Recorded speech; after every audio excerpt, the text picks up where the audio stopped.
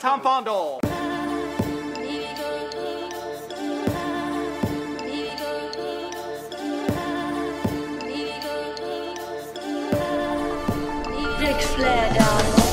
Welcome to Black Guy White Movie with your host, Maxwell Michael Towson. Thank you for joining us on another week of Black Guy White Movie. I'm your host, Maxwell Michael Towson, and whether you're joining us on iTunes, Stitcher, Google Play, or SoundCloud, thanks for coming out for another week of the nonsense. Now, before we get started, I just wanted to give a special shout out to F. Gary Gray, who is going to be the first black director to cross $1 billion at the international box office. The Fate of the Furious just crossed that mark this past weekend, and he was already the first black director to do that at the box office overall. So shout out to him and congratulations on that. And now for the news of the week, let's talk about Black Twitter for a moment. Now, if you're not too certain what Black Twitter is, it's a part of the black culture that is just the most amazing thing in life. So Black Twitter has already been an A&R, because if a certain song is hot and Black Twitter fucks with it, it's going to be a hit. Black Twitter has, helped you with your struggle plates during Thanksgiving, with giving recipes. They've helped men slide in the DMs. They probably helped you hit that 40% slide in the DM mark, which you wouldn't be able to do in real life. And now apparently Black Twitter has decided that they're going to be executives at movie studios. Let's go to Clever News for the sound. One user had the right idea, however, when he turned the pic into a meme, writing, quote, "Rihanna looks like she scams rich white men, and Lupita is the computer-smart best friend that helps plan the scams." And that's where things got real. The internet started chiming in, creating this seemingly crazy idea that a movie based on that user's character breakdowns could actually happen. But the world stopped turning when Lupita Nyong'o responded, saying, quote, "I'm down if you are, Rihanna." And Rihanna wasted no time responding to that, saying, "I'm in, Pete's." And before anybody could blink, Insecure's Issa Rae hopped on board along with the one and only Ava DuVernay. And an actual bidding war began for rights to the movie, with Netflix coming up on top, solidifying the deal during the Cannes Film Festival. So let me get this straight. Not only is Netflix killing the game right now, but they're even going on Twitter just to get more ideas of shit to do. Like I don't know what is popping over at Netflix, but for the fact that they went to the Cannes Film Festival and could pull out this gem of a movie, it's just amazing. And also that you have these 4 black women who are probably queens, not even probably, they're queens in all of their fields.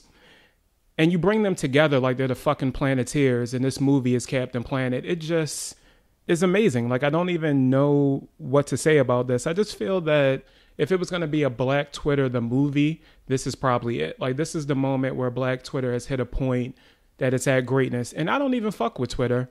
And still, this is a great moment for everything. Well, wait, I got to take that back. Maybe Black Twitter, the movie, is really Boomerang. I'm sure a lot of you haven't seen Boomerang, or if you haven't, I probably wouldn't fuck with you anyway. But maybe Black Twitter, the movie, is like Boomerang or Belly. Maybe even Paid in Full, but this is probably the best shit ever. And to be honest, the guy or the person, not even has to be a guy, I don't even know if it was a guy, but the person that made that original tweet, you deserve a cameo, some money, maybe a couple points on the back end, because really you brought this together. You're the reason that this is happening, and we need to thank you and appreciate you for all the things that you just brought to the culture. So Netflix, you need to reach out to this guy or this young lady. You need to reach out to them and let them know that we got you in a role. Issa, you need to just put them in a movie. They can be whatever background character, whatever funny scene that you want to add in, but you definitely got to make sure you take care of them, because they just made this a moment. And Netflix, also, don't make this one of those things that's going to be in development hell for 3-4 years. The internet doesn't work that slow. Like, the internet is over this shit probably today. Honestly, the movie should have been announced and released the same day, because that's how fickle this shit is. So make sure you get this shit out pretty quick, no matter what the schedules are. Just work with everybody, work with Issa, see what Lupita is doing. If you got to record Rihanna's next album while she's shooting, do that shit. And then also Queen Ava DuVernay, just wrap up The Wrinkle in Time and get this shit done. But do this shit in the next year, because if not, it's going to be, the moment will be gone. Like, that shit will just be over. Because even though Black Twitter is a wonderful thing, that shit ends very quickly. Tom Fondle. Sony and Marvel have added another great director to their stable of creators, as Gina Prince Blythewood has just signed on to direct Silver and Black, which is based on the Silver Sable and Black Cat Spider-Man villains. Now, you might know Prince Blythewood from the movie Love and Basketball, which is probably one of my favorite romance films. It's not topping, definitely maybe Love Actually. 40-year-old version is definitely not topping that, but Love and Basketball is up there, and Quincy McCall is still probably one of the best players I've ever seen on screen that ended up being a bust. I mean, he's not fucking with Jimmy Chitwood. Actually, Shaq and Blue Chips was probably the best that we've seen in film, but that's not here or there. Shout out to Gina Prince Blythewood for locking down this movie. It's going to be dope to see this, and that she's getting this opportunity to direct a superhero film. At the same time, I'm a little concerned about it since it's in the Sony universe, which hasn't, ever since my man left the original Spider-Man 3 films, I'm going to say the Spider-Man 2 films, because the third Spider-Man film doesn't count at this point. And ever since Tobey Maguire left, it's kind of been like Andrew Garfield was a dope Spider-Man, but they just put him in strange films. Like, I don't know how you go get the guy from 500 Days of Summer and think he's gonna quite get the touch of a Spider-Man film. You know, you got to try things sometimes. He did have that director did have a good sense of space and story and things of that nature. It just didn't work out for the film. And then, like, this actual Spider-Man film won't be in the Marvel universe, the same as a Tom Hardy, the Tom Hardy Venom film that's coming out in a few years as well. That won't be in the Marvel universe. It'll just be in the Sony Spider-Man universe. And that's kind of concerning because you might never see these characters that Prince Blythewood has created. You might never see them on a screen with the big boys in the Avengers, and you might never see them on a screen with anybody, really. It'll just be them and Spider-Man. Spider-Man will be kind of their own link. And I'm hoping that it's not the same bullshit they were trying to pull a few years ago where Sony wanted to do a Sinister Six movie. And for those of you that don't know, the Sinister Six are like 6 bad guys that are in the Marvel universe and that have fought against Spider-Man a lot. And these guys, even though the actual Sinister Six is dope in comics, like the movie aspect of it to kind of give them that same vibe as the Suicide Squad, which also wasn't done that well. It was a good idea in context, not in context, but it was a good idea in theory, but it wasn't necessarily executed well. And it kind of just became some bullshit. Like, they never even had a success, that whole goddamn superhero movie. Like in Suicide Squad, they never did anything right until they wanted to end, which doesn't really...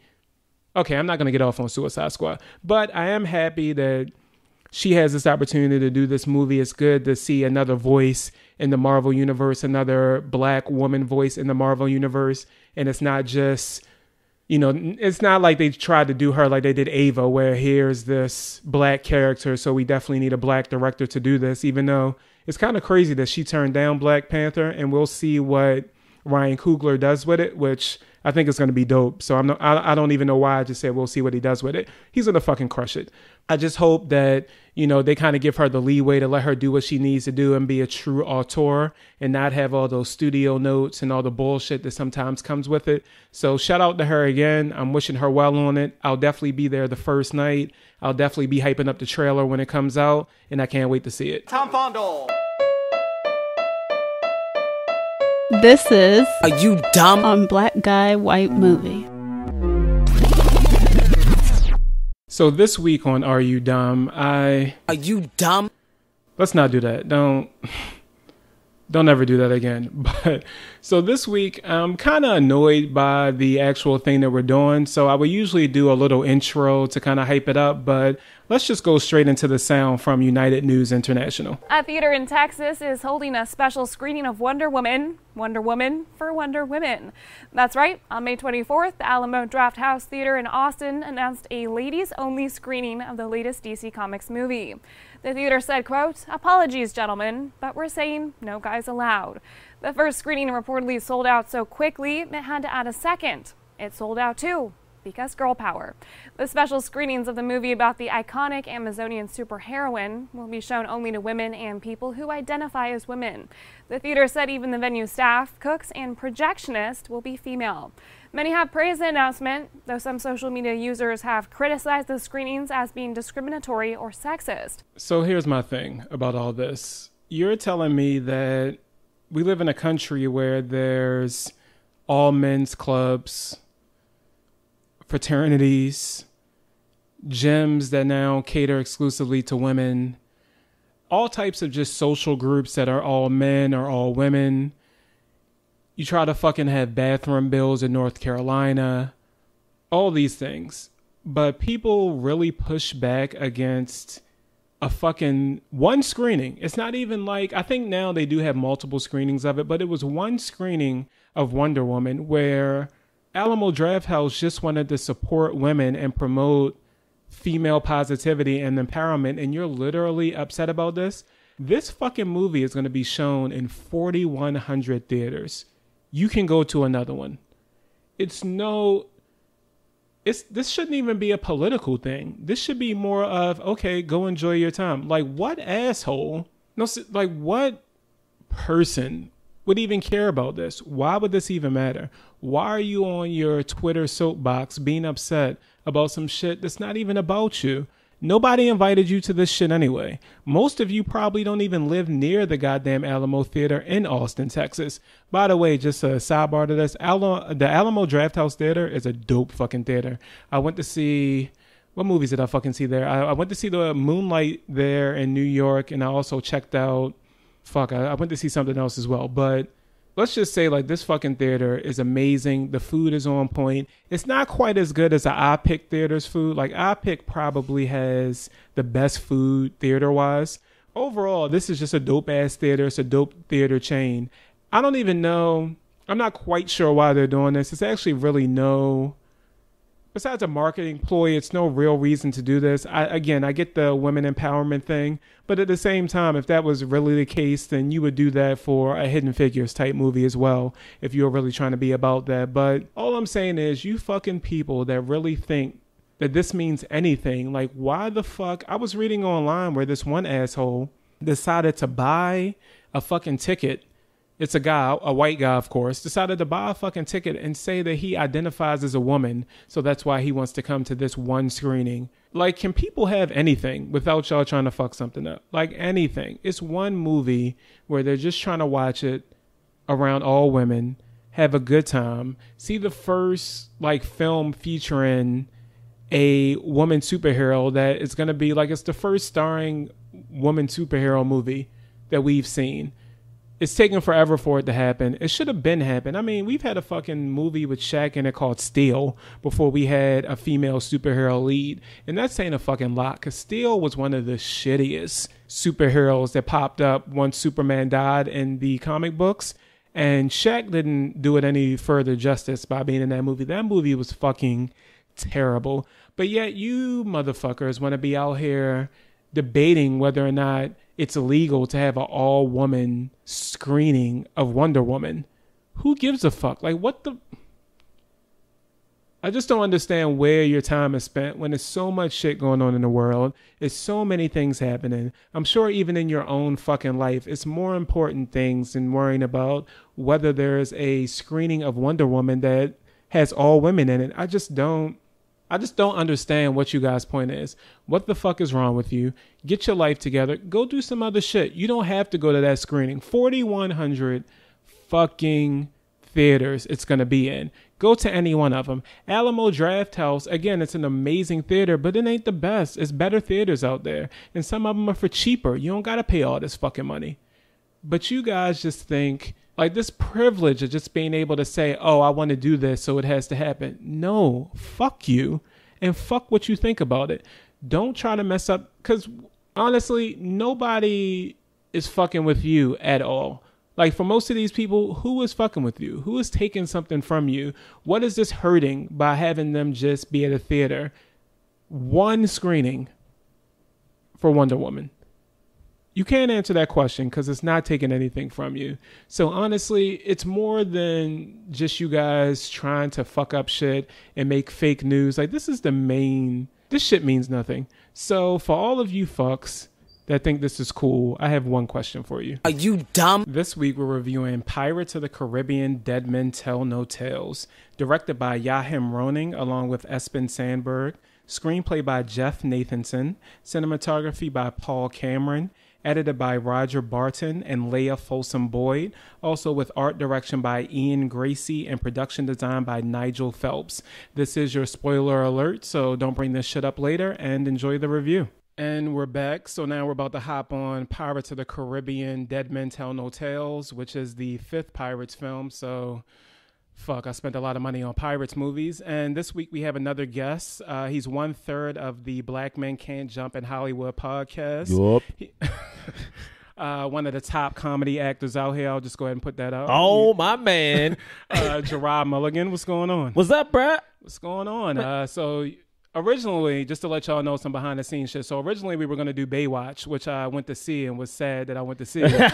But Jerah and his crew have to do that for their podcast as well. So I told him, let's not double dip and, we can do Pirates instead. But I feel like Jerah owes me about $13 for going to see Baywatch. Listen, man, shit. what you got to do is you got to go to the movies before noon and get that $8 ticket, man.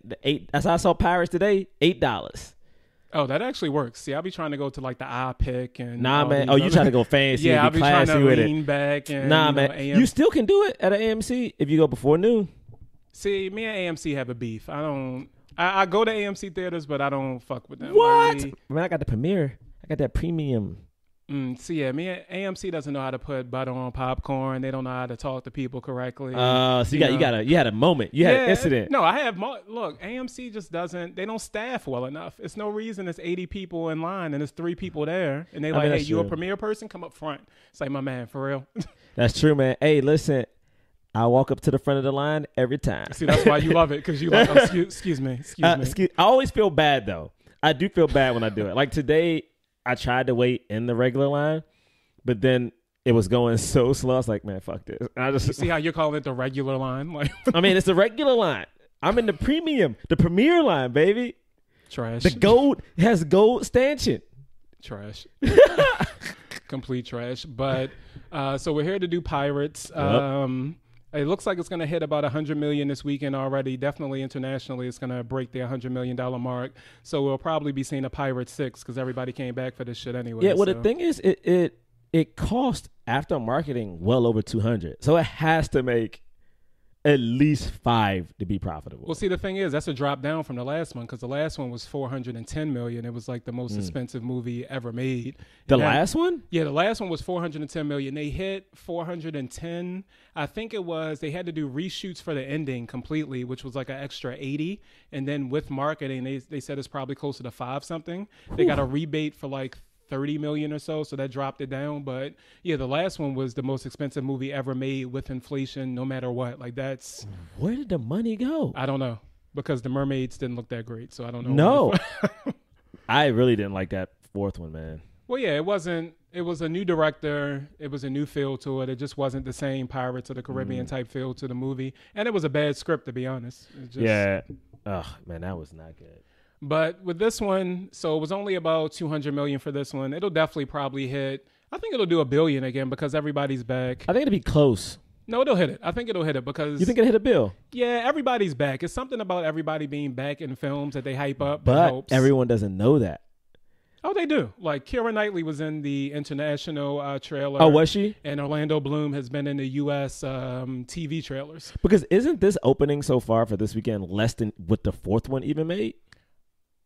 Maybe, because they said this one might slate for 90 to 100, so that would be close to the 4th one. But either way, that would still make it, because Orlando Bloom's a big deal internationally. Like, that dude is, I mean, he's Legolas. Like, what the fuck do you want from him? That is a good old reference to Lord of the Rings, baby. Oh, it's going to be nothing but that. Lord of the Rings. Yeah, Legolas is definitely the guy, but I think this movie will definitely hit $1 billion again. And Johnny Depp, no matter what he does, whether he beats women or not, he's going to hit $1 billion regardless. Because no one talks about it. It's nothing to talk about. What are we talking about? I mean, I've seen video and photos. Has he even made a statement about it? Why would he have to do that? Look, she walked away with a financial settlement, Dude, and but she never brought it up again. See, this is my thing about that, man. At one point, you have to like move on with your life, but at the end of the day, this is just setting up a bad cycle that we just keep ignoring. It's just like, for instance, again, whatever.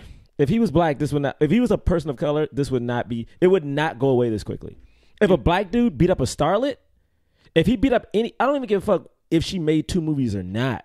Let Michael B come out and you find out Michael B beat up like. Well, see, Michael B is too early in it, and right now we've only seen him with white girls, so Black Twitter wouldn't like galvanize behind Michael B to hold him down. Like Johnny Depp has a team that's just like, oh yeah, she's crazy. That shit didn't happen. We paid her off. Let it been Will Smith and Margot Robbie, who everyone thought was dating at one point. I bet you people would see Will Smith differently, because you like as a human. And this is my thing. I'm not saying he did it or he didn't do it. I'm just saying, but no one questioned it. That's all I'm saying is no one questioned it. Yeah, I see. The thing with Will Smith is he had that cookie cutter image that Tiger Woods had too. So it's like if Will does anything, it's shocking. It's like, what Will did? What he kicked off on Viv? Like what the fuck? But we saw what happened to Tiger Woods though. Tiger Woods got butchered. Yeah, but Tiger Woods suddenly he was leaving voice messages for the side chicks, so that was his problem. That was a violation on every level. No one taught him how to be a player. Okay, he didn't watch the movie. He didn't watch it. Earl Woods wasn't out here helping. Yeah, no one was helping this dude, man. Earl Woods was knocking down the young ladies as soon as Tiger got on. Like, Earl wasn't playing games. Yo, first off, there's one kid in this movie who it's so fascinating when Hollywood like pushes somebody. And I'm like, yo, where did this kid come from? Because I've seen him in so many movies recently, and it's fascinating. What is this kid? He plays like Henry Turner. Brenton. I'm not to shit on him. You're killing it right now, but I don't think he has the longevity. They are pushing him, but I don't. What's his name? Because Brenton Twades. How do you say that last name? Tweets? Man, tweet. Yeah. But the thing is, like, they are pushing them, though. I know what you mean. They are pushing them so heavy. Yeah, they're pushing them pretty hard. And I'm like, man, this is fascinating. Like, I just love when you can obviously tell that someone is helping someone out and like, hey, put this guy in this movie. Oh, put her in that movie. And you watch it and you go, how, Sway? How? I mean, Illuminati is real. It says you got to pay your dues, and once you start paying your Illuminati dues, then you get into a couple of movies. I agree with that. I agree. Listen, I'm waiting for them to show up on my doorstep, and I'm ready to have a conversation. Look, I've been waiting for a few years. I got a pamphlet one day, but I didn't have the money quite yet. So oh, for real? Listen. It was like, are you sure? Because 50,000. Listen, man. I'm good. Listen, if the Illuminati is listening right now, okay, come find me. Let's have a conversation. Not saying I want to do it, but I'm ready to talk about it. Yeah, no. Well, once they had a conversation, you got to do it. Like it's no question. Oh, it just automatically just goes right into it. Once we come, this is the thing. This is the thing, or your career is just over. But let's get into this pirate shit. So the Pirates movie actually started out with a little prologue with young William Turner. That's who he plays, right? Is he Junior? He's Henry Turner. Henry Turner, there we go. Where he meets his dad on the Flying Dutchman, who, of course, is Legolas, Orlando Bloom, who's been... Let's just call him Legolas. Let's just call him... Okay. That's what people know him as. Legolas is cursed on the Flying Dutchman, of course, from the third movie. Was that that was the third movie. one. Yeah. So he's marooned on there. He kind of, I guess he's a weekend dad. Like, how does that... Well, because remember, he only can come back to land, was it every 10 years. Yeah. So what does that have to do with raising the son? That seems kind of... Because he can't raise his son because he's in the water and he's cursed and he's turning into the sea.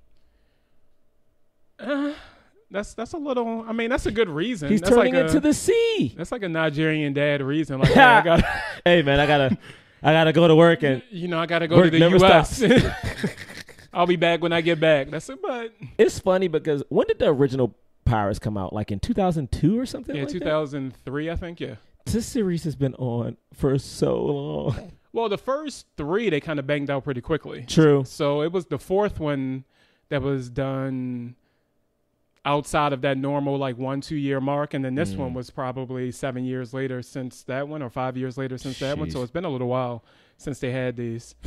Bruckheimer kind of gets tired of these little movies making 20 mil here, 20 mil there. He wants something that's going to hit 300 mil and then he can just chill. Like Daddy Warbucks got to get his money. I know they need to go ahead and bring back Bad Boys, man. Call it quits, baby. I know they're doing it. That's what I keep hearing. Well, they are doing it, but apparently they keep losing directors because Michael Bay couldn't do it.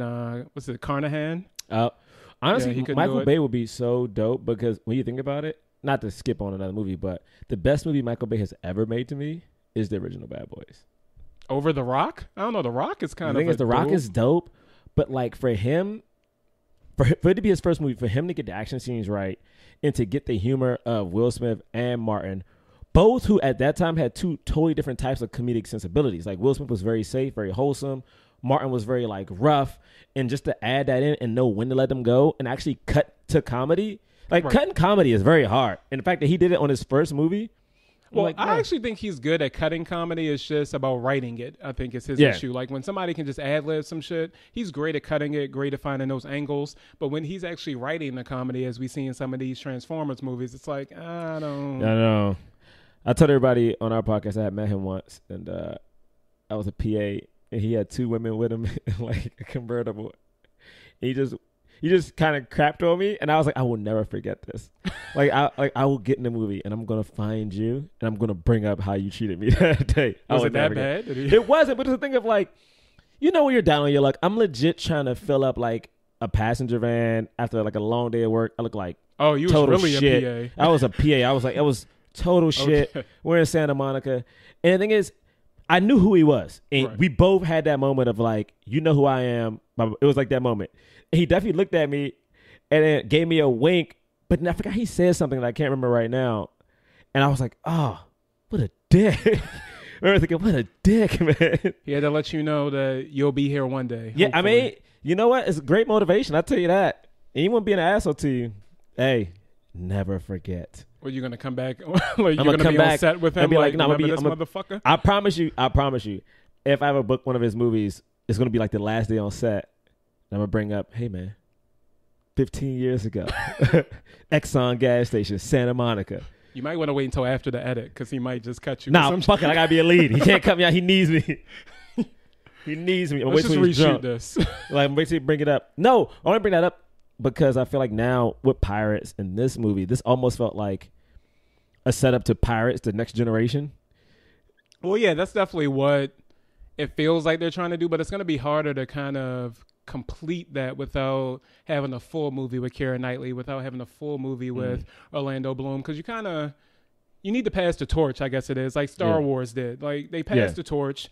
I never slandered JJ, but it's some shit he could have done where we actually saw them pass the torch instead of just having these new characters just thrown in. But this one definitely needs more of a pass of the torch. And I think it needs another pirate character where we can kind of do these without such a big Johnny Depp influence. Because I fuck with Johnny Depp. Like, Captain Jack Sparrow is probably the best character, especially in the first one. He was he was nominated for an Oscar for that, and I feel like no one knows. And he deserved that shit. Like, that shit was amazing. But at the same time, you kind of need another character that's going to be dope, where you don't necessarily need to lean on Johnny Depp for these same scenes where he's doing these acrobatic, over shit moves, and it's like, come on, guys, we've seen this movie 4 times now. Also, it would be cool just to see a different type of pirate. Like, for instance, we've gotten like kind of the drunken master pirate with Johnny Depp, which in all honesty, the one thing I like about Captain Jack Sparrow is even with all of his drunkenness and little character traits, he still is very smart and good at what he does, which is the thing I feel like people don't do enough nowadays. For instance, I always use Eddie Murphy in Beverly Hills Cop is a great example. He's fast talking, he's slick, he's fun, but he is great at his job. You know, like he is the best cop. And when you look at these movies, Johnny Depp is drunk, he is a womanizer, he is selfish, but when it comes down to being a good pirate, he is the best. He's the best. And the thing is, you know, he always actually has a plan, even when it looks like he doesn't. And I think that's a thing that they could like pass on. Maybe you don't have a drunken master, but you could have I don't know, the pirate that's just a badass who doesn't talk. Or like you could just, there's so many different types that we just haven't seen yet, you know? Maybe there's the martial arts one. Like it's just, we could see something else. Well, no, they did have the martial arts one in the third movie. Well, the second and third one. Oh, did they? Yeah. Because when they had all the pirate lords come together, it was one, I forgot where they were, but for some reason it was Chow like, Yun Fat. Yeah, it was some reason they had these random, they never actually did martial arts though. They still fought with swords. So maybe that wasn't their intention. Maybe they were just trying to have inclusion of minorities. Or That's right, because they had everybody. Yeah, they had everybody in that one. That one was just... Listen, a black pirate will be next. I mean, they've had Asian pirates. They've had Spanish pirates in this one. They're going to go to Africa or to the Caribbean and find pirates. So. Well, yeah, they did have Caribbean pirates in one of them, but they just weren't like the leaders. They were just kind of behind the scenes. I don't know if you want to count Zoe because she was in the first one, but she's I was just thinking about Zoe. Yeah, but she's only black when it's a black movie. So listen, the thing about Zoe Saldana, which is interesting, is that we live in a world where it's okay for a white male lead to have a woman of color as his love interest. But it's very hard for it to be the other way around. In movies, TV is different. But in movies, you really only have Will Smith and Margot Robbie in focus. And it should have been a Suicide Squad, but they kind of like teared away from it. Right. And then, shoot, do we have it? We got another one somewhere. I don't know. It should be another one somewhere. But it's like, it's so weird. Like, she is the buffer for like all women of color when it comes to like a big budget movie. Like, she will always be the love interest in it. She will always be there somehow, whether it's her and Christian Bale, whether it's her and Chris Pratt, whether it's her and Bradley Cooper. She is somehow man. She's a love interest. Her and I think Zoe Kravitz will become that soon as well. Like, she'll kind of become I don't think she will, because Zoe gives too many fucks. I don't know if you've seen this new movie she's coming out with. Rough Night? Yeah. Rough Night looks fun. Nah, that's not giving a fuck. That's taking a check there. Nah, man. The thing is, it's a good cast around it, and I see what she's doing here. I think that movie will put her on. It'll make her. It'll be her first real comedy. Because the thing is, if you hear Zoe talk, she only talks about how, even though, and she says it, she's like, I'm light skinned. She's like, I'm light skinned, and people still consider me urban. And she's like, fuck it. Remember she talked about how she couldn't get a audition for The Dark Knight Rises? Right, yeah. I think she got mad. I think she's too smart to do that. I think she is a little bit. I don't know. Like, sometimes, like I was saying, the Illuminati just asks, like, hey, what are you doing? Like, hey, do you want this work? Or do you want this work? It's not quite the same backdoor blowjob shit that they used to do in the 50s and 60s. Now it's just like, look, we asked you once. Yeah, true, man. I'm not asking you twice. Man, like, I'm gonna see what happens when I get my letter, and it's like when they give me the letter, I'm gonna fill it out. And it's say, it's like going to Hogwarts. Yo, like, listen, I'm ready to put in the work, but it's just like, yo. So I'm yeah. And the thing is, like, this movie could have. I understand you couldn't have had them be like the kids, but this movie definitely could have had a person of color in it. I was thinking that the entire time. They had that one black pirate who was in the background, like, yeah. But see, I think even you having that concession of that they couldn't have been the kids is kind of an issue. Because so pretty much we only started at the beginning. So throughout the movie, it's a young lady in the film that's the star. Like, she's the third lead or fourth lead, maybe? Yeah, she's the fourth. But pretty much she's the smartest person on it, like, in the whole film. Like, she's a biologist of some type, maybe? What's her name? She actually, it's so funny. I've been watching her for like a few years now because she was on the British version of Skins. Oh, so, damn, yes, she is. Yeah. And she I think was the longest person on Skins because she was there when the original cast was there, Dev Patel and all those guys, because she was the younger daughter of the lead.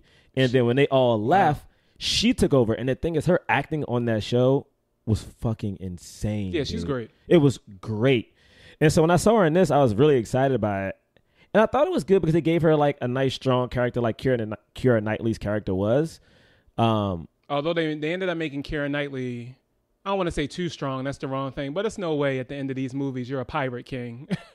Well, what is that? What is that character called? What is it in film where the character becomes everything you want? Or like a Mary Sue? Yes, that's what it's called. Because every time I think of Star Wars, the new one, not Finn but Rey she's perfect at everything. And Keira Knightley was like that in this movie. Keira Knightley was smarter than everybody. She was better at sword fighting than everybody. She was trickier than everybody. She knew how to use her sex appeal to like get what she wanted. She was the perfect pirate without a flaw. Oh, well, I guess her flaw was, well, in all these pirates movies, the flaw is always caring. Like, if you're good at something, like just the moment you care about somebody, it's like, fuck, I got to sacrifice something for this person now, no matter how good you are.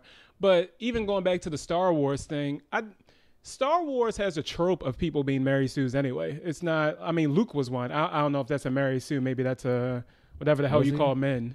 But was Luke one? Luke was definitely one. Luke only messed up maybe one time when he got hit by the automated blaster. I mean, he got his arm cut off, his hand cut off too, bruh. Yeah, but that's once you're going up against somebody.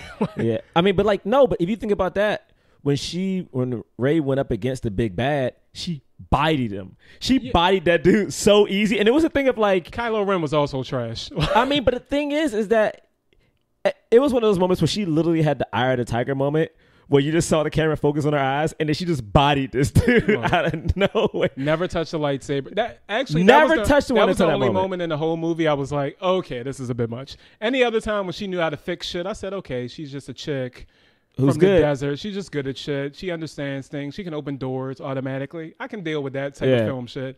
But for you to beat a trained half Sith, half Jedi warrior, it's like, ugh. And then you with no help. Like, she didn't have no help. She could like, use the ground Force didn't by shake. herself. Yeah. But the thing is, I only say that because this character, I think, in Pirates, I thought she was good. And I thought that you needed a character like this because I think one of the faults of the last one is that the female lead, the young female lead in that movie was only a damsel in distress. Yeah, to me. Penelope Cruz was terrible. Yeah, not as an actress. Like as an actress, but she was good, but her it was a young girl in there characterization too, was bad. right? Wasn't in the it? last one, it was a mermaid in there. that Yeah, they it was because it had. was like a mermaid and a priest right. who were trying to like they fell in love or something yeah, at the in end. that one, yeah. And I was like, I thought at least this B story was better than that one. I thought Yeah, I can see this one had better writing overall. Though. Yeah. like this one just was Yeah. more sound. And it didn't feel as rushed. Like the last one just felt like they were rushing to just make Yeah. a Pirates film. I mean, I'm going to call her Skins for this, so everyone knows, because clearly, if you ever seen Skins, she's in Skins. But I thought her acting in this was good. It's so funny because at certain points, I thought she was by far better than everyone in the scene with her at certain points. And I'm like, oh, this is interesting. But it'll be at certain points, even with Johnny Depp included. I was like, oh, man, she is really giving it her all. She's like, yo, this is my shot. I got this Well, Johnny Depp blockbuster. phoned it in after the second one, so it doesn't. Yeah, I know. Like the second one, he was still there, but third and fourth ones, it was just. I mean, he had never done a sequel, and like this was the only sequel he's ever done. And now he's done 5. I know. Hey, who knows? He may have lost money to Bernie Madoff. So Sure. And honestly, I mean, the sequel thing is going to start happening because Denzel is next. It's going to be at least 5 equalizers. Denzel. Oh, he is doing another. Oh yeah, Equinox. it's Will Smith will be next. He's going to be Deadshot at least 5 times. Like the sequel thing is happening. Like no one is going to be able to say Brad Pitt won't do it. oh, it's going to be a World War Z too. Like They've been playing that for like 10 years. Brad, it's nothing you can really do now because this IP, everybody is just so on intellectual property now that it's nothing really for you to get your movie. You're going to have to give them one. True. So and it's going to be a sequel. It's no questions asked now. Man, that is very, very true, yo. I mean, hopefully it gets handled because I do think it's something to say about original movies and how wonderful they feel. Because I remember taking my little cousins to see the original Pirates, and I only saw it because my cousin at the time was under 16, and I think I took my little cousin on like a date. Like he had a girlfriend, and I had to like be the chaperone. Oh, and it was the one of only those, movie. okay. And it was the only movie I could get him in and his little cousins in. And then we saw it, and it was the dopest movie ever. Like, I remember loving the original Pirates, dude. Love it. Because I loved Johnny Depp a lot at that time because he was so weird. And I thought he took his weird, like, characters and put it into a blockbuster, which I thought was such a risky move. Because he wasn't, until the original Pirates, like, we knew who he was.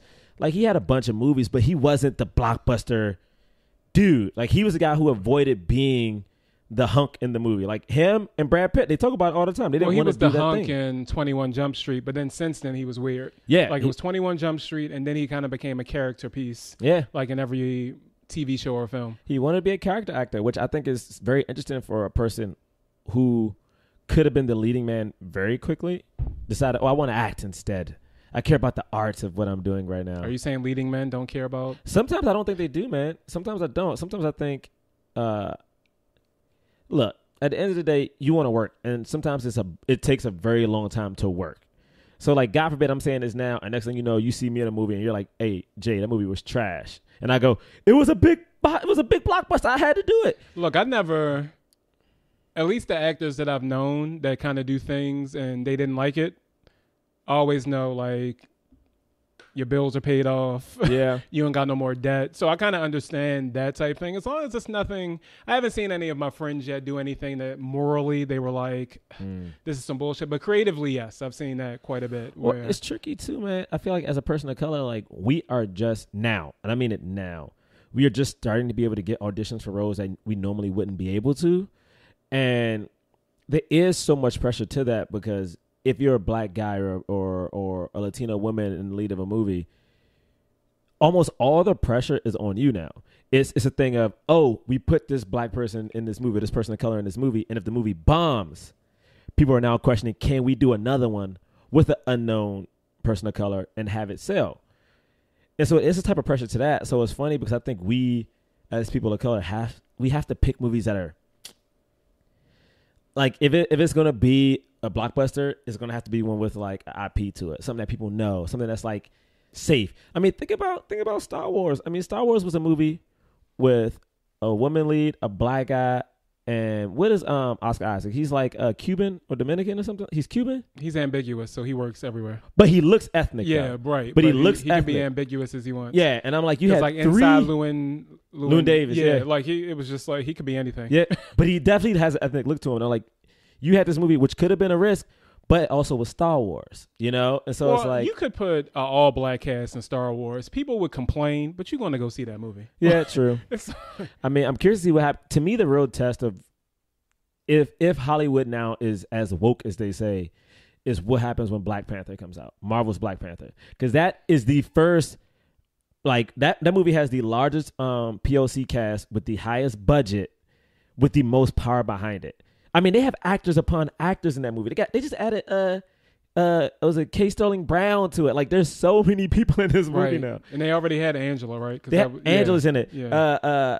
Daniel Coelho now, fresh off of Get Out, is in it. You got Michael B, who's in it now out of nowhere. Lupita's in it now. You know Michael B had to be in it. I mean, of course that's he Ryan did. Like, he can't. That's his Denzel. Yeah, I mean, it's true. That's his Denzel. He can't make a dope movie without him. I'm so jealous of Ryan Coogler's love for Michael B, because think about it. Michael B was making movies. Like, he was on Friday Night Lights, but he hadn't got that movie break. He did Chronicle, but he didn't have a break. And then Ryan Coogler wrote that part with him in mind. And I was like, bruh. That's all you need. That's all. All you need is someone to be like, you know what? I want this dude. Forrest Whitaker, low-key Forrest Whitaker has been saving black people for years in Hollywood. Well, he's quietly putting them on and not taking credit for it, which I think crazy. is so dope. Yeah, which is kind of crazy. I mean, he should step up and at least take a little bit of credit, but Bruh. he's just out here like, no, here's your shot. Bruh, Enjoy. dear white people, dope, Fruitvale Station. Like, Forrest Whitaker is out here saving lives, dude. He low-key could have kept dope, but that's another Oh, man, conversation. you stop it. We're not doing this. Let's go back to Pirates. Don't you dare. I like dope. Don't you dare. I'm done with you. I'm happy for Shameik, though. Shameik, you killed it on the Get Down. Sorry to see that go, but... You stop it right now. Dope is a movie that I wished...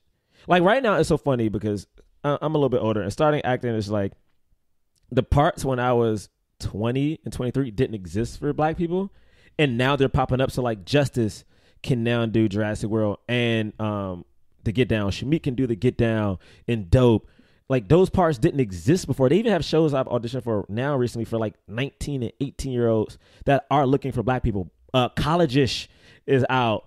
And it's like, you know. That's going to be, hopefully that's good. I think it'd be good. The Backdoor Pilot was fun. It was fun. She's so dope, and they didn't lean on her enough. Like, they just kind of I think built a world instead of leaning on her. Well, I think the issue is that people like her, Yara, more than they like Yara, the actress. Like, people love her and what she embodies, her wokeness, how much she cares about kids.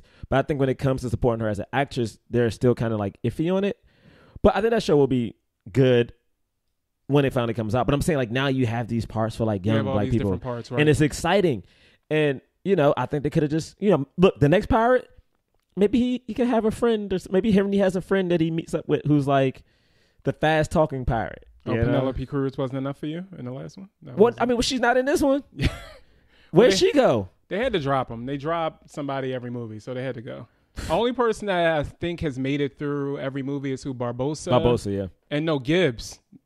Oh, yeah, Gibbs his boy is in every movie. Gibbs has been in every one. Gibbs is in every movie. Oh, snap. Yeah, Gibbs is in every movie. So We hit the intro. Young Henry Turner is telling his father that he has an opportunity. He can find the Trident of Poseidon to release him from this curse. I want to say his dad's being a bitch about it, though. He's just kind of like, get the fuck off the ship. My weekend's over. It's like, no, man. He's like, one, he doesn't want his son to go through all this crazy shit. And he's like, I'm turning into the fucking sea. Do you see I have like fucking seashells growing out of my face? Which doesn't make sense, because at the end of the third one, they had gotten rid of that. Because the whole curse of it was that Davy Jones wasn't doing what he was supposed to be doing, so that's why they were turning that way. Oh. But like at the end of the third one, he was just supposed to be like a normal human being, as long as he made sure that people carried over to the underworld. Yeah, right? the underworld, right. So he could just look the same. He just couldn't leave the ship but every 10 years. So I think they just added that in for effect, or just hope people forgot about that shit. Oh, I forgot. Damn, you're right. I remember that now, because they got married on the sea because he had a little bucket of water. Yeah. Oh, snap. Yeah, they just added that in for effect, which it did look cool, but at the same time, it was like he could be a good dad. Web of lies. Web of lies. So then we fast forward about 10 years, I want to say, and now he's on I think that was a Royal Navy ship, right? Yeah. Okay, so he's on a Royal Navy ship, and they end up going into the triangle? The triangle, or whatever, whatever triangle, but that's the place where like no ship goes in and no ship comes out. He's telling people not to go because, of course, he has pirate blood in him, so he knows everything. And he studied. They make sure you know he studied everything about pirates. They said it by this point, which is the second scene in the movie, twice. He says it to his dad, and he says it again in this scene. Well, they're trying to just build up that he's also intelligent. Yeah. Because once the girl comes, I don't want to say they don't want to have a woman that's more intelligent than him, but they're trying to make them equals. Yeah, which doesn't work because she's still way more intelligent. But it's like, come on, guys. Which is fascinating, because the thing, again, I loved about the original Pirates is that they made no mistake that Keira Knightley was smarter than everybody. Everybody. Like, they knew she was smarter. They knew she was tougher. And they even the cast commented on it in the movie about how good she was at stuff. Whereas in this movie, I'm like, just have her be great. Yeah, just let her be the Mary Sue. I wouldn't mind. Yeah, just have her be great, because honestly, we haven't seen someone tough in these movies in 10 years. So like, have a tough woman in this movie. Yeah, at least. I mean, Keira Knightley does show up later, but she's just kind of. Yeah, it's a glorified cameo. Yeah. It's a glorified. I didn't even know she was going to be in it, so it was a shock to me. Oh, really? Okay. Honestly, as soon as I heard Orlando Bloom was coming back, I knew she was coming, because I remember when at the end of the third one, they kind of, I don't want to call it a pact, but it was kind of a thing where it was like, oh, well, our story is over, so neither one of us are going to do it. And I was like, they must be at least cool enough to say, hey, if you're not in it, I'm not fucking with it. So yeah, I mean, because Gore hasn't directed one since the third one, right? Nah, I think he was over that shit. Yeah, probably. Yeah, he deserves, because it's probably a lot to do these fucking movies. I mean, because they look like the special effects look so. It looks like they shoot actually like not even on green screen for most of it. So I mean, I respect it. It's just they gotten so large that I feel like what made the first one so good is that it was big, but it was small. There weren't undead pirates with like so much CGI on their faces. It was. I need to watch Curse of the Black Pearl again. Oh, it's good. Like, I checked it out. I checked that out in the fourth one before we started today, just to kind of see the differences. And I was like, oh, okay. They were definitely, like, this first one, Disney didn't quite believe yet. They were just trying to see if they could build something. And by the second one, by the fourth one, when I watched that one, I was like, oh, they meant this shit. Yeah, I mean, we'll see. I'm pretty sure it's not over yet. They'll pull a Fast and Furious and go 10 movies. Oh, no, they're going to do a couple more. But again, you need to inject something else in. Like, you need The Rock to come in. Not necessarily The Rock, but you need somebody. Honestly? I knew you were going to do it. Honestly? Yo, The Rock being a pirate would be the best thing of all time. Look, honestly? He can't save every franchise, okay? Bruh, that's what he does. Once The Rock saved Journey to the Center of the Earth. Well, he didn't save Baywatch. Shut up. I mean, listen, Baywatch still has legs, man. Give it a month. The Rock made San Andreas a $100 million movie, and that movie should have bombed. Honestly, people just like disaster films. I don't even know if that. I mean, The Rock probably helped. He was probably like, if you did like a plus or minus like they do in basketball, he was probably plus 8 mil, 10 mil for that movie. True. But people just love seeing shit destroyed. It's the craziest thing. Yeah, those movies are all the same too. And also, I'm still very mad that, honestly, I think Alexandra Daddario is a great actress. I think she's fantastic. I think she's very pretty as well. But there is no way in hell that she will ever be The Rock's daughter. And in San Andreas, she was The Rock's daughter, and I kept thinking they didn't say she wasn't. I mean, she could have been adopted. No, I mean they never said it. Right, but it's a lot. They gave The Rock a white wife, and I'm like, Alexandra had blue eyes, bruh. Yeah, his genes might not be as good. It's all types. The Rock is mixed with The Rock is Samoan and black. Hey. He might be stepdaddy. He might have been there since she was 3. If he was like, the thing is, I want to ask him, hey, bruh. Because then the same thing with the son too was. Oh yeah, yeah. Like the son was pretty. Bruh, maybe I don't know. But then again, the Rock also has the same like J-Lo appeal where he'll play white men. Like True. He doesn't. He won't do it anymore though. He used to when he first started. He won't do it anymore. I mean, Baywatch, he was a white guy, to be honest. Nah, man, he's pretty black. He makes a joke about. Yeah, they threw that in. I mean, listen, man, that was a throwaway ass joke. He does it twice in Baywatch. He has a line of, "Are you Batman?" He's like, just like him, just browner and something else. And then when he's talking to the cop, my man, that was pretty bad. Like the problem is they didn't have comedians in that movie. That's the whole thing. So whatever. Anyway, Pirates. But so back in the Pirates. So he tells them not to go into the Devil's Triangle or whatever the hell you call it. They go in and they awaken a pirate crew that had been marooned there pretty much for hundreds of years. Well, not hundreds of years, because I guess Jack Sparrow was the one. Yeah, who that did took it. them down. So maybe a few decades. Yeah. Captain Salazar, he came in. Javier Bardem, who I love. I like fuck with every movie he's in, except for The Counselor is the only movie I don't fuck with him in. I mean, he's one of the best Bond villains of all time. He is the best Bond villain of all time. It's not one of. He is. He might be. Who's better than him? Like, I remember that scene where like he legit sits down from Bond and then like opens his legs and then starts rubbing his thighs. I remember thinking, wait, are they actually adding a bisexual Bond villain? Oh yeah, definitely. That was such a personal movie that I thought it was so great. I loved the fact that they had a bisexual villain. The fact that he was a person of color. Movie was great. Well, I thought, just to digress a little bit about the Bond movie, I had thought they fucked up writing the movie, because I said, it's no way I'm not seeing this villain until an hour into the goddamn movie. Like, I'm not going to give a fuck about this guy. And he ate every scene and he was in. I mean, just destroyed and made me forget that it was a good hour of Bond not being a good agent anymore, him being kicked out, Money Penny it was an hour of just... Bruh, your final act didn't take place on some crazy chase. It took place on a ranch. Yeah, it was Home Alone. Like, it was like just it was great. They did a Bond Home Alone. I think that's the problem with Pirates now, is that, for instance, in the first film, Jack Sparrow is the B story. Like, he's there, he's facilitating everything, but it's honestly about Legolas and Keira Knightley. Well, that happens just in film and television. It's like Urkel on Family Matters. True. Or it just happens. But I think that is the downfall of these newer movies, because I feel like the fourth one and this one, he is the lead, and I think Johnny Depp is very good at Captain Jack Sparrow. But it's good to use him sparingly. Like, have him come in, chew up some scenery a little bit. And I thought they got to that a little bit in this movie. Like, they were trying to, like, really hammer in on Skins and Henry Turner. Mm-hmm. Like, they tried it, and I think that's the way to go. Is like, just use him every now and then, but, like, have the other people do most of the heavy lifting so he can just be fun, you know?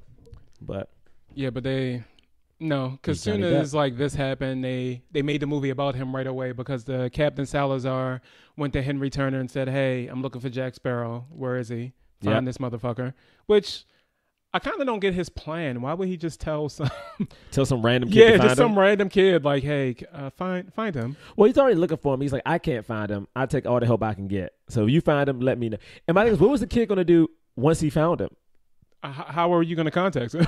But he said he leaves one person alive anyway, so maybe that's the one person he left alive. So. That was a reach. I mean, he left one. So then from there, Henry Turner is in jail. The crew come to get him randomly, like Jack's crew. No, is it the girl saves him, right? Well, was the girl like... It was still Jack's crew, though, right? I think. Here what's happening. What happens is, at this point, you see the girl, they think she's a witch because she's smart, which, again, is fucking terrible. Which Like, is, I mean, that was the whole point of Beauty and the Beast. They yeah, thought- true. Because she was smart. They She thought she was smart. a witch. They were like, "Oh, this bitch." Oh, she's weird. Yeah, she's weird. Oh, she can read. What the fuck? What would you can fucking read out here? You studying the stars? So she hears about him. She goes and frees him, and she says, "Come back and get me." At this point, the British have captured Johnny and her, and then Henry goes to his crew Right. and hires them with like 10 pieces They of were silver. going to do. They had the bank robbery. Yeah, Yeah. I mean that bank robbery scene was fun. I think that was the best scene, like best action scene in the movie. I mean, it was a great stunt scene. It was Yeah. a great stunt scene. It was honestly, they made a house. They made a house a weapon, basically. Right. I was like, this is great. No, that was probably. I think since the what was that little wheel they were in? Was that the second one? Oh yeah, the wheel. Yeah. I That think was fun since too. that one, this was probably the funnest one I remember seeing. Like, Ugh. yeah, because that wheel one was just. I mean, that's gonna be fun, man. They have to make a movie. They have to have a black pirate in one of these. you keep going back to this black. It's gotta be, man. It's gotta be one. The thing is, I watch some of these movies and I'm like, there gotta be a black pirate, a black cowboy. Like, we gotta get in on this action, baby. We gotta get in. I need that action. Illuminati, make it happen. Well, see, the black people aren't playing their Illuminati dues. Only Will is paying. Only Will. Denzel is paying out here. You know. Look, man, I've been saving up for my dudes, yo. It's not cheap. Apparently, Jada's paying now too because she got a movie coming out. So, Girls' Night is coming. That movie's gonna be fun. That's gonna be bad. But No, man. No, I think it's gonna be what you expect. But I think it might actually be funny because what is her name? Oh, the chick from the Carmichael show. Yes, She's funny. dude, she's hilarious. funny as fuck. But I think they're not. It's something about Will Packer comedies that don't quite cut comedy correctly. Sometimes it's like they don't True. quite hit those notes. I'm not saying it's Will Packer's fault. I'm sure he's just out here getting he money. makes him marketable. He makes him like, so it's like, Right. it's not going to be too He's a club raunchy. promoter. To me, like Yeah. for films, he's a club promoter. Like he can promote the shit out of it. He knows how to put people in the right spots. He's DJ Khaled with it, where he knows how to put the right actors Yeah. together in one movie. But it's something about the overall. I don't know. Something about his movies that just don't cut well comedy wise, and it's just like, okay. Well, it's interesting because, I mean, I would love to be in one of his movies versus like Tyler Perry, for instance. But Hold on. Why wouldn't you take a Tyler Perry movie? because I love myself and I respect me as a human. Should I list the people that have been in Tyler Perry? You You should- fuck with Idris. And have you heard Idris talk about being in a Tyler Perry movie? No, I haven't. What he Idris had one of the best lines ever. Idris said, because the poster for Inception came out, and I may be Okay. like paraphrasing. Is someone asked him about, African Americans and being in these blockbuster movies, and he's like, see if I can find it. He basically alludes to the fact that because of Tyler Perry, there would never be a black person on the cover of Inception, and he literally will disavow that he was in Daddy's Little Girls.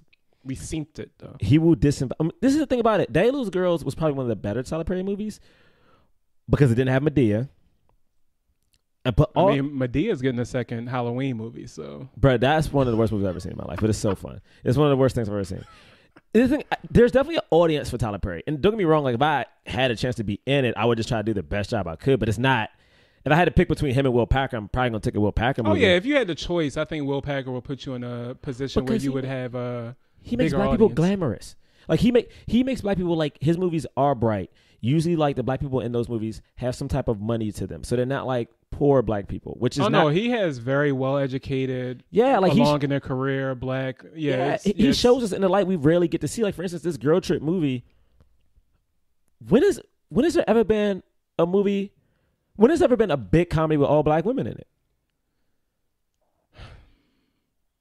Or women of color. Give me any of them. You could give me a mix of black, Asian, Latina. Like, what do we have? I mean, no, I can't go. Yeah, no, I can't go a full-on comedy that I can think of with just all black women, like comedy. And my thing is, my brother's out here trying. When I look at that movie, I think it's definitely one of those comedies that, could be hit or miss, but I think it'll be fun. It looks like everyone did that movie to have fun, and they knew what they were doing.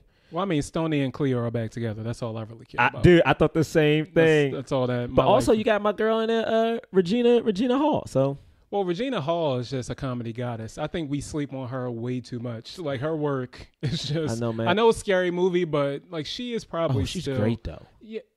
Even She's in the Think great. Like a Man movies where she's the straight character, she's still funny as shit. Yeah. Like, I mean, I think she's fantastic. I think she just. I think she just needs one role to like someone to support her, whether it's a TV show, whether it's something. She needs a TV show. She needs a leading role in a TV show that I hope to make for her one day. But, or Shonda, let Shonda do it. Like, but somebody like she needs, because I think she's like 46, 47. But most of these people are, man. I looked up because black people for some reason, and I think it's gonna change now because we have roles for our younger artists.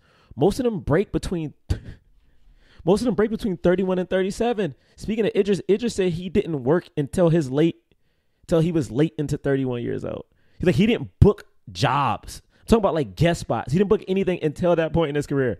But that actually makes sense because at that point, that's when it's still like, well, I mean, I guess now it's getting more younger black roles, but it's still a predominantly like 31 to 35 is still like the big number, like the big like age range that they use in Hollywood and in TV for, because you can, at that point, you're a little older. You can kind of show a little bit of gravity to it. Yeah. You can no longer play a Power Ranger in high school. Yeah. So it's kind of, you've moved up a little bit. And if you're like 30, 31, depending on how you look, you still could handle the 20-something parts. Yeah, you could still be the straight out of high school. I mean, what's his name?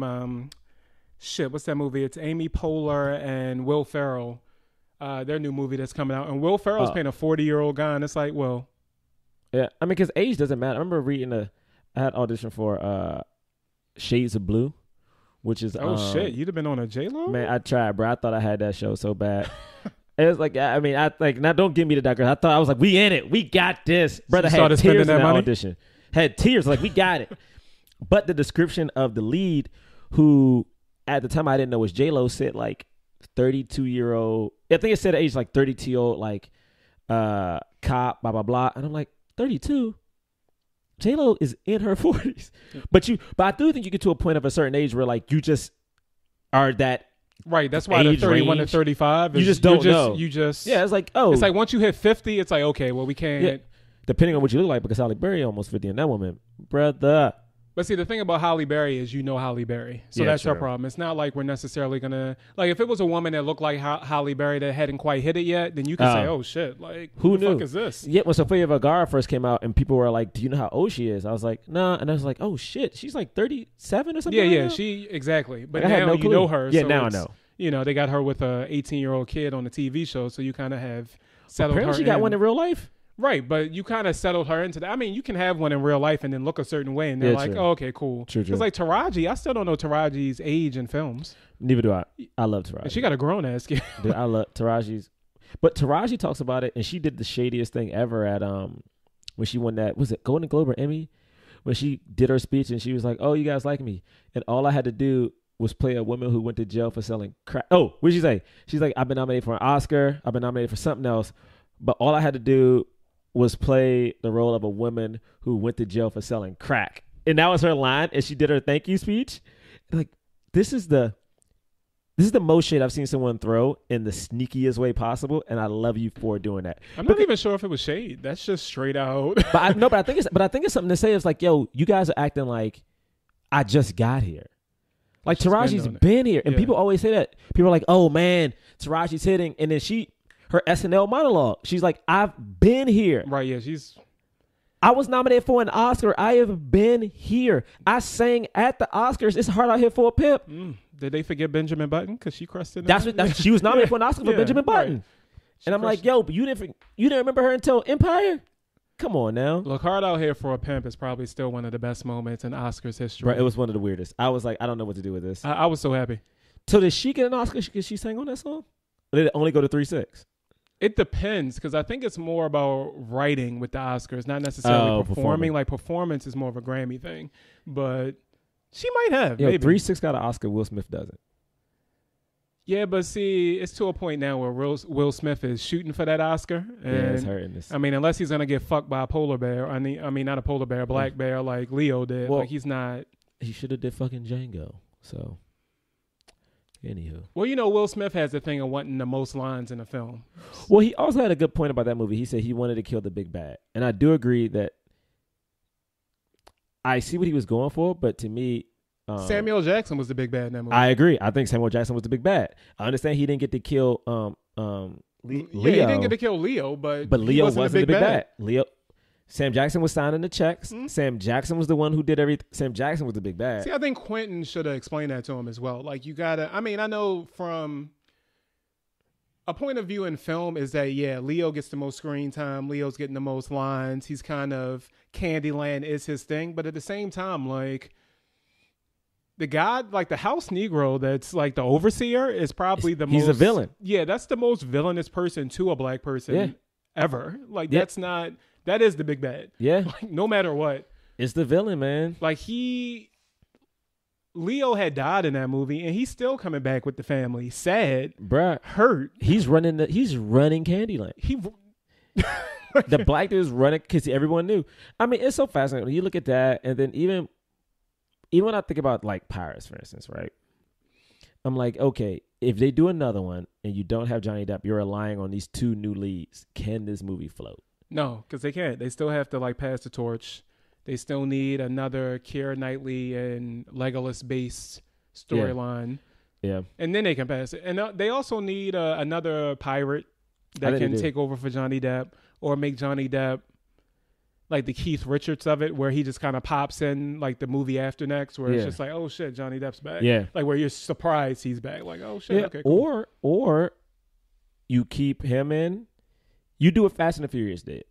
You bring everyone back, and then you add a bunch of new people onto it. So that way you still have the old fan base, but it's still fresh enough that you have new faces in it. So it's like you keep Johnny, you keep Keira Knightley, you keep Legolas, and you keep the two kids. Add another pirate who could like do a little bit of business, so Johnny Depp doesn't have to do all the business. Add another kid who can like be fun and be the weird one who's like kind of geeky. If it's up to you, it's The Rock. The Rock's going to be. Well, The Rock should be it. Okay. So I mean, The Rock should be it. Okay. Like, it should be The Rock or Jamie Foxx. I like Jamie Foxx is low key having a resurgence thanks to Jimmy Fallon. I don't know what. Jamie Foxx, man. And the thing is, I think Jamie Foxx is good at certain things, and I feel like if you had to find a black equivalent of someone who could be like kind of sneaky, a little bit musical, kind of have that like drunken master feel, to me, you would get a Johnny Depp. I mean, not Johnny Depp. You would get Jamie Foxx. Jamie Foxx would be nice. Also, dude from Hamilton that's on Blackish now would be good. Oh yeah, he would be great. He's not really a name yet, but at the same time, he's definitely he could embody everything. Like, he's really good.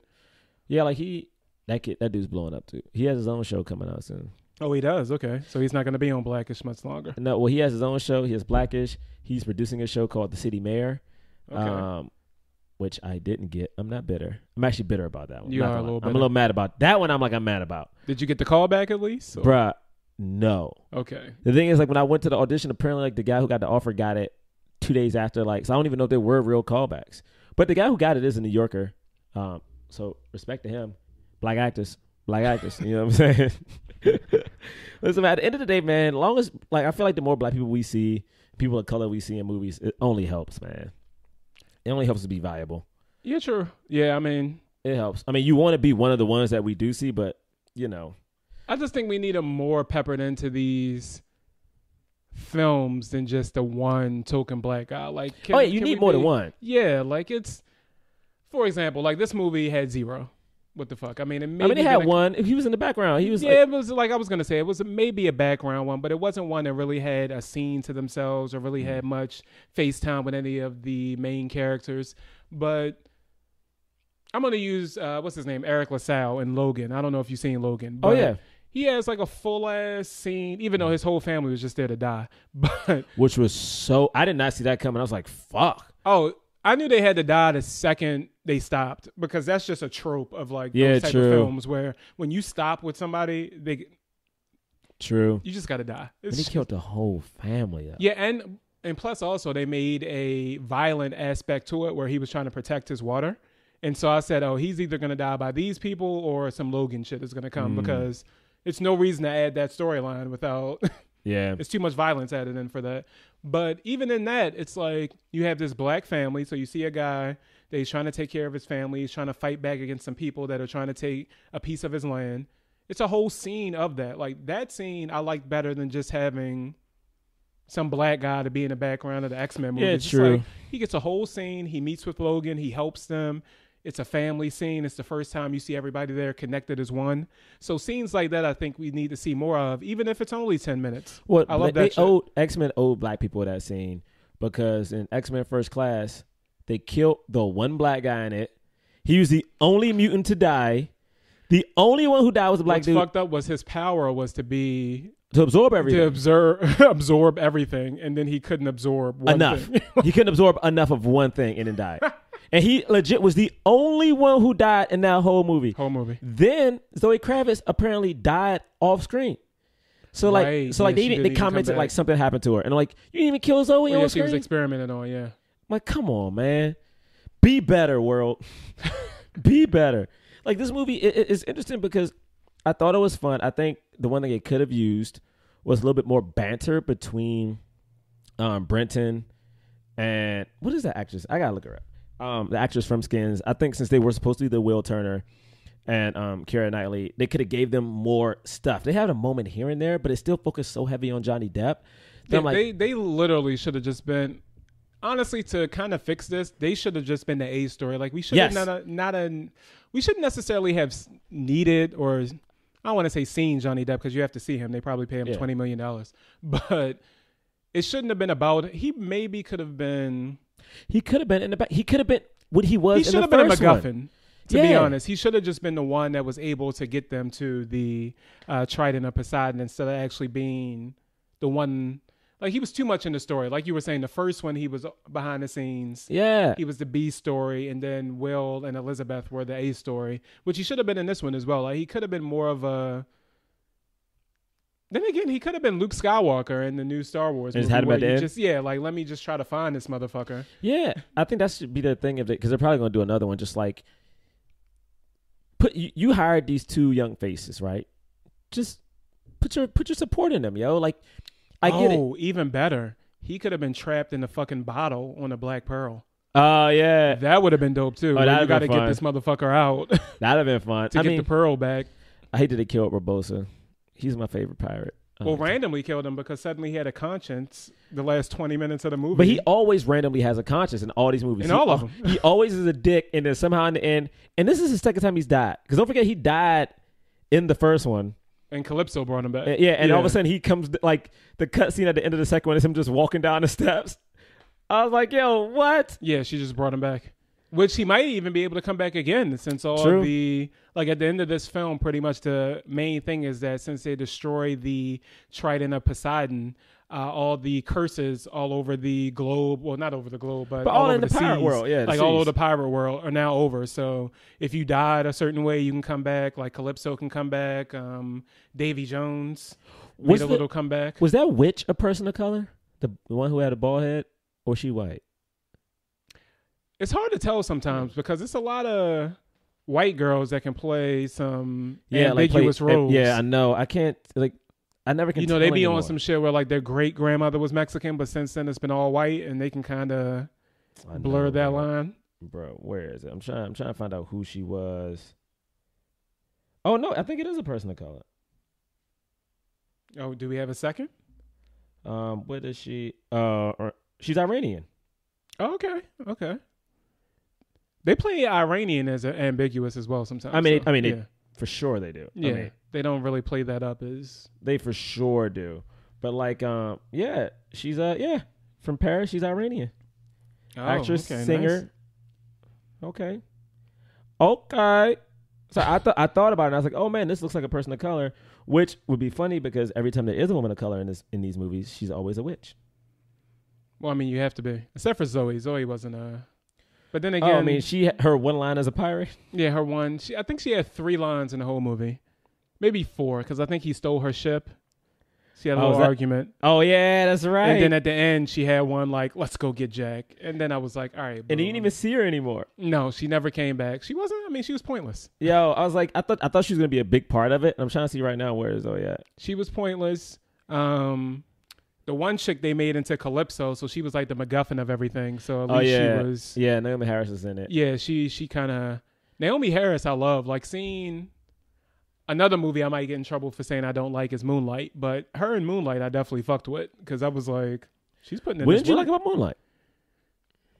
My thing about Moonlight was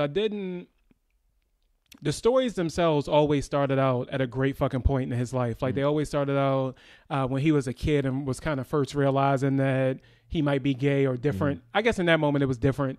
Then when he was a teenager, he knew he was different at that point. He was being bullied. And then as an adult, same thing. Like they came in at good times. They always exited abruptly. It was always a random ass exit where it was just like, let's get out of this. He beat up somebody. Let's get out of this. I'm like, can I see the repercussions of this? Can I see, like what the fuck happened when he went home? Can I see Juan's girl? That's another thing too. Janelle Monáe, you are a goddess. But when you do movies in Miami-Dade, you got to look a little different. You can't be glowing, perfect teeth. My thing about Moonlight, I did like it. At first, I didn't want to see it, actually. I felt Why not? Like, I had problems having people come see the movie with me. It was very strange. Oh, it was like, because the thing is, my friend sent me the trailer last summer. Right. And I was like, man, I'm tired. Because I was like, I'm never watching another hood movie again. And when I saw it, I was like, oh, man, it's just a hood movie, but they're gay. It's still hood. We're better than just being in the hood. Oh, you didn't know they was going to be jerking them off at the beach? Well, like, I knew they were going to be gay. And I was like, oh, it's the same thing. It's just like, either you're a hood dude and you're a doctor, or you're a hood and you're gay. Like, we're more than just being hood. But then when I saw the trailer, I was like, all right, let me see it. I liked it. I thought it felt unfinished. I felt like it was more of an extended short film. Because I do agree. Segments. It just felt like very short. I think that middle kid deserved something. I know I'm happy Mahershala Ali won an Oscar, but that middle kid, bruh. You thought he was better than the last guy? Because I thought the last guy had more range than everybody. Because he kind of encompassed not only black, but Chiron. Like, he was both. Like, he was able, like, by the time he got back with the, what's the dude named? Kevin? Yeah. Bullshit ass Kevin. See, my thing about the middle kid is the middle kid has so many levels to me. Like, the kid was in high school. The kid was being bullied. The kid still had to care for his mom, who was at this point now a legit yeah, she was crackhead. terrible by then. Like, then he had moments of just like vulnerability when he was with Kevin, like on the beach and stuff. To go from that scene of him being vulnerable, is still kind of scared, and then going to another scene where he breaks a chair over a kid's back. And the thing about that scene that's so interesting to me is I don't know whether it was written or whether it was the kid, but once he breaks the chair over the kid's back, he still doesn't stop swinging. And I thought that kid's acting was fantastic. And the thing is, to me, when you see these Oscar movies, I look at some of them and I'm like, oh, which one is the scene that they're going to show for the nomination? Like, which one is the scene? That kid had at least 3 scenes to me. 3 scenes of like what could have been nominated. Mahershala, I think he had a great year. I think he has so much heat coming out of like House of Cards. Look, he was in Hidden Figures. That's all that mattered. Huh? I said he was in Hidden Figures. That's all that mattered. I mean, he was in Hidden Figures. Like, look, fine. He had a great year. Yeah, he can have it. Yeah, I think he had a great year. And I think it was a beautiful thing because he was a Muslim actor. So it's like, you know what? This will be good for us. We haven't had black people nominated or people of color nominated for years now. Right. I mean, don't get me started on Hidden Figures, though. Ugh. I think we feel the same about it because I heard it on your podcast and I was like, But then again, it made a lot of money. It was 3 black faces up there, even though they still needed a white savior. But cool. Yeah, because of course, yeah. Even though I still have to say until this day, Kevin Costner plays the best white savior. Oh, yeah. If you're gonna get a white savior, I mean, because I think he actually cares in real life. I think he cares. When I watched him, he's just a good savior. Like, even in that shitty ass movie, Draft Day, he was just a great. I mean, he was great in Bodyguard, where he literally was a savior.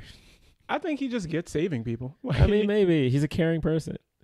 like I'm trying to think of anything else to say about Pirates. Like, the movie it was just watchable. It wasn't, to me. It was like I was in the theater. I saw it in Times Square, and there was an older black gentleman. It's like, usually I talk about the theater experience. It was an older black gentleman. It was actually a lot of people. It was a lot of black people in this movie. Okay. I saw it at 11 a.m. It's an older black dude and maybe his son, who's also an adult. And the older black dude wouldn't stop talking. Like, he would, like, every couple seconds, oh, like, he was so thoroughly enjoying this movie. I hate him. I was like, I did at one point. I was like, man, if he doesn't shut up. But honestly, his excitement over certain parts made me think, oh, this is why you make these kind of movies. You make these kind of movies for people like that who, for instance, I don't know what this guy's life is like, but maybe he had never been on a boat, you know? Maybe like that dude was so genuinely excited at certain parts of this movie that it was just enthralling, and it made me kind of like it more than I would have. And there was a woman in front of me who was like clapping at certain points. And it's like, oh, you know what? This is why you make us a blockbuster. For people like this, like, it doesn't need to be heady. It doesn't need to be like, you know, it doesn't need to be as good as, I don't know, Moonlight or whatever. It just needs to be entertaining to people. No, see, that's the thing I think most creators, like filmmakers, forget about summer movies or summer blockbusters overall. They're not for other people that watch movies a lot. Like, people that watch movies a lot wouldn't be into this exploding again, this shot again, this same scene. But if I see a movie twice a year, like seeing a motherfucker like... You want to see some Save the World shit? Yeah, like, I'm like, oh, shit. Like, was that a real shark that just jumped out? You want spectacle, dude. Yeah, like that. I need that because now I feel like my $13 to $16 was worth it instead of people like me that go see movies all the time. So I'm like, I've seen this. I know that was on green screen. I know this. Like, it's... But it's even interesting to me is like people shit on blockbusters so much where I feel like this is my theory. And of course I want to make Oscar movies one day. But getting a bunch of people to rally around, I don't know, like movies like Spotlight and Moonlight, those are causes that if you're not a monster, you should fall in with. Like, you know, no one should want to be around. No, if you make a movie about like kids being beat up or abused, yes, this is fucked up. Every human should understand that this is fucked up. Right. But to get everyone to laugh at the same thing, to get somebody from the suburbs and somebody from the hood, somebody from the Middle East to all laugh at this joke is so fucking hard. To make a movie where everyone goes, to make a all type movie is hard to get everyone to think this thing is so crazy. This monster is so realistic. That is a hard thing to do, but for some reason Hollywood shuns these movies. These are movies that actually keep Hollywood afloat. Like, for instance, Moonlight did great, but Moonlight didn't make a ton of money. You know, like it made enough. Yeah, no. I mean, I think it made about 40% of its money after it won. Probably, but what I'm saying is like those movies are great. Those movies add a value to it. Whereas like these movies are the movies that add video games and attractions and things that make Hollywood valuable. And it's like, you know, we want it to be, you know, a viable type thing, and we want it to be fun, and we want people to have like an experience. It's just interesting that we somehow shunned these films. Like, I didn't think it was the best by any means, but I thought after watching that guy and this woman in front of me, I'm like, oh, you know what? They enjoyed the hell out of it. So you know what? Fuck it. Like, yeah, no. See, I think the theater experience is always good because if I was just watching this at home, I didn't really like the movie anyway, but even just seeing people laugh at some shit that I didn't think was funny, I was like, oh, okay. Like, that's dope that you got that. Yeah. But it was also interesting to watch when I went to see Baywatch and some of the trailers that came on before, how no one would laugh at some funny shit. And I'm just like, I don't know what's going on in this theater, but I mean, it's fascinating. It's like, I'm just so curious of like what gets people to laugh. It's hard. It's really, really hard, man. It's nearly, I don't want to call him, it's improbable to kind of get everybody to laugh at one thing. Like, it's just... It's a very hard thing to do. What you can hope for is to get majority of the theater to laugh, and hopefully those laughs affect everyone else to laugh. Yeah, because then you feel like an asshole. Because you want to be included. Laughing, you're like, what the fuck? Yeah, you want to be included. And sometimes, like, someone else's enjoyment makes it more enjoyable for you. So, you know, I just think we need to give people a little break. Like, this movie was, like, not the best, but... You know, it was entertaining. I mean, they're going to make another one. It's going to make over $1 billion. They're going to be good. Yeah, that'd be fine. Johnny Depp will have more movies. Mm-hmm. Definitely. He's now one of the stars of the Dark Universe. Oh, yeah, I did see that. Dark Tower looks dope, though. Idris looks like I don't know yet. Man. I didn't like that trailer at all, man. Really? Okay. I didn't like the kid in it. I will say that. I was like, it looked like... It looked like Last Action Hero to me. Like with the way they were following this kid, I was like, but it looked so like, it looked so childish. I was expecting, because that is Stephen King's most celebrated novel. Yeah, easily. And I just expected it to look a little grittier, a little bit darker, a little bit. Is there a kid in the book that they follow? I believe so. I haven't read that shit in a while though. Because I mean, it's like the same with American Gods. I read it. And I was like, I don't remember half of this shit. It's just, it just looks so glossy and cute that I just couldn't. It just didn't sell it for me. And the mere fact that this is Idris' first leading blockbuster is insane. I mean, he deserves it. No, he deserves. He should have been had it. No, I know, but I'm saying like it's to a point now where it's undeniable. Like nobody can say, No, it just. I don't know if he was ready. He's a great actor. I hope he gets Green Lantern. I hope he does it, and not Tyrese. If Tyrese gets that part. You don't like Black Tie, bruh. Hold if on, Tyrese hold gets on that now. part, Hold I on will now. lose my shit. What you got against Black Tie? After all his work in the Fast and the Furious movies, which you fuck with? I'm never going to shun a black actor or actor of color for getting work. I just wish sometimes. I don't know. I don't know how to say it and be nice, so I'm not going to say it. I'm just not a fan of his acting. I'm not a fan. Oh, I can say that he's not a good actor. He doesn't have range. He's just Tyrese. But actually, the best acting work I think I've seen him done was in the third Transformers movie. How many Transformers has it been? 5. Shit. But I think in the third one, they sidelined him until the very end of the movie. He was just in the last hour action sequence, and he was good as shit. Like, he was funny as fuck. He still held, like, the scene as a Marine or whatever the fuck they were. Like, he was really good in that. But most times when they try to put him in some serious shit or he's just joking, it's like, come on, bro. Like, I can't. Man, Ty, come on, Ty. I mean, look, Sweet Lady is still one of my favorite songs. So Not Sweet Lady. I be trying to sing that to, like, when I have girlfriends and stuff, I try to sing Sweet Lady so they know I'm classy. So you just fucked that up because now they know that's your move. I mean, for every girl, that's not special. Listen, I mean, but it's a great move. Like, I don't care if, like, my thing is this: if you're hooking up with somebody and they do some spin or they do some sexual shit you didn't know about, that's a move they perfected. I would thank them for allowing me to experience whatever that great move is.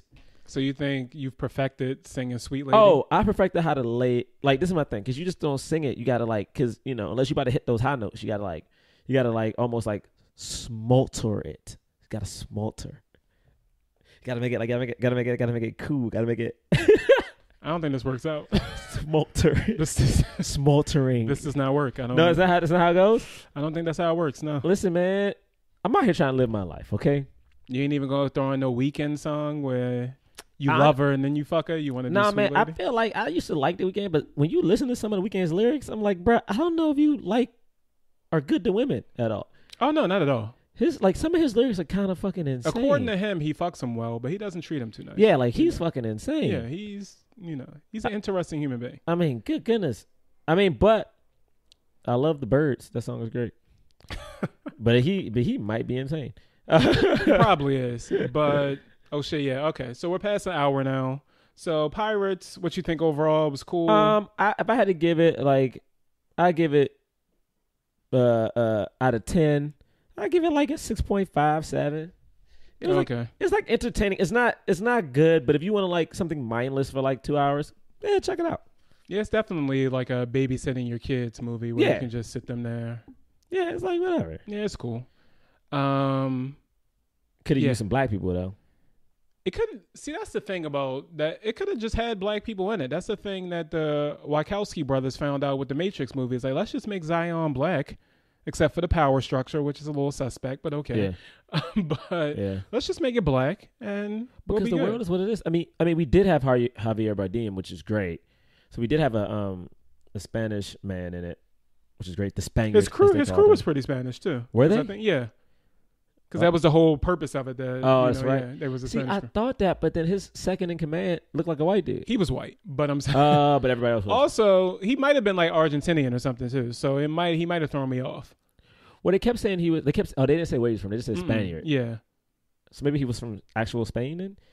Possibly, but whatever. But yeah, it was pretty still much good. it was. Yeah, it was. I think the movie did what they wanted it to do. Like bring back the Pirates thing. It's the Fast and the Furious 4 of the Pirates movies where everybody kind of is back a little bit. And hopefully the next one, everybody is in and we get a full story again. Did you want to promote anything? Yes. You can take a listen to Black Men Can't Jump. We got a new episode that comes out every Tuesday on HeadGum. You can find it on Spreaker and iTunes. We also have a show if you're in New York City at the Upright Citizens Brigade East, UCB East, the third Monday of every month. It's called Let's Talk About Race, baby. We do improv based on people's like experiences with race, whether like they've seen something or experienced whatever. And then also Black Men Can't Jump, we're going to JFL, which is Just for Laughs, and Montreal, and that will be on July 26th. So it'd be a big show for us. Like, somehow we got to go to JFL. So come out. It should be fun. Yeah, that's all I got. Okay. You want to do any social media or you're good? I mean, I guess. Like, I don't know, man. I mean, you can follow me on Twitter at Jerah Milligan or at Instagram. I won't be doing enough on social. I feel like. I mean, okay, here's the thing about social media. It's not necessarily, well, Twitter probably you have to do a little bit more, but at the same time, like when you're out for these roles, like you want to put this shit out because they do look. I know they do. Like one of my friends is a casting director and she'll choose like 3 people by like social media sometimes. Like, well, assistant casting director. Let me not hype her up before people be like, yo, who is she? Hey, assistant casting director, holla at me. Yeah, because she'll be like, no, don't do this to me. Holla at me, assistant casting director. Don't do this to me. But yeah, she says they definitely look at your social media following because if you can get an extra 20,000 people in their mind to come see this movie, then that helps. But I'll fight back against that because Selena Gomez has 1 billion goddamn followers and her movies don't do shit. So she does have. Yeah, she's the most followed person, huh? On Instagram, yeah, easily. Damn. But her movies don't do shit. A lot of people love Selena. She made a power move. She's the producer of 13 Reasons Why.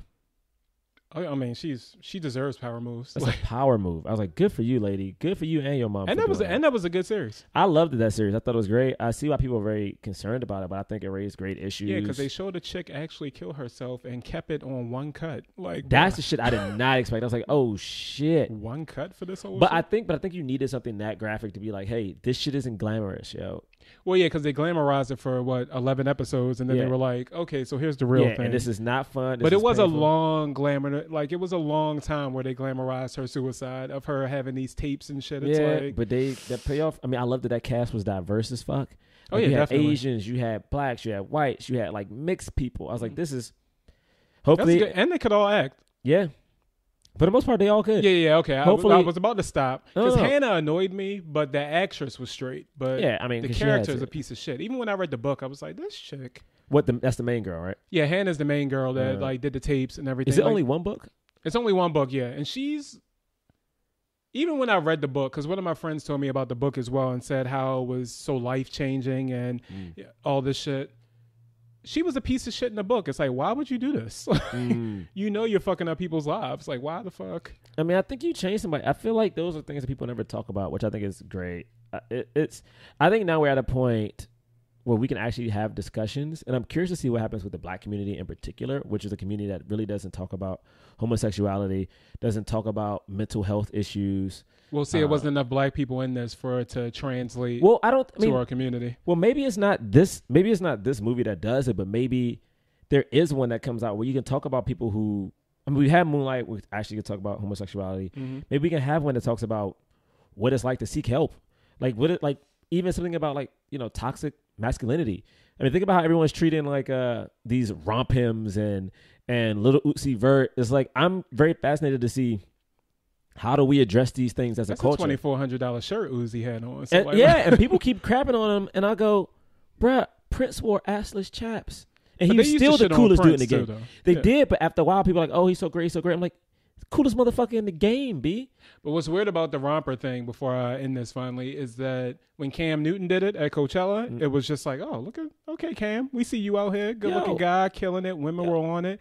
And then suddenly it was like, hey, J. Crew is going to have these romp hymns this summer. And they like, oh, hey, this is... because at that point, it's like, oh, man, dudes, I'm curious to see, can Hollywood, and are there people who will touch on some of these issues? Because I think it's fascinating, and I think it is something that would make a great film. Like, what is it like to be a man, for instance? Because the black community, we always have to be tough. We always have to do this. We always have to do that. It's like you can never show fear.